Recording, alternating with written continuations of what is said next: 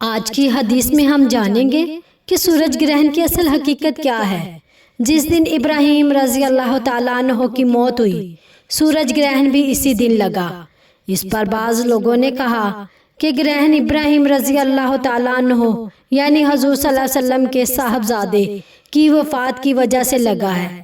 رسول اللہ صلی اللہ علیہ وآلہ وسلم نے فرمایا کہ سورج اور چاند اللہ تعالیٰ کی نشانیوں میں سے دو نشانیاں ہیں۔ ان میں گرہن کسی کی موت و حیات کی وجہ سے نہیں لگتا۔ جب اسے دیکھو تو اللہ پاک سے دعا کرو اور نماز پڑھو تاکہ سورج صاف ہو جائے۔ اس حدیث میں نبی صلی اللہ علیہ وآلہ وسلم نے بتایا کہ سورج اور چاند کا گرہن کسی انسان کی موت یا پیدائش کی وجہ سے نہیں لگتا۔ یہ اللہ تعالیٰ کی قدرت کی نشانیاں ہیں۔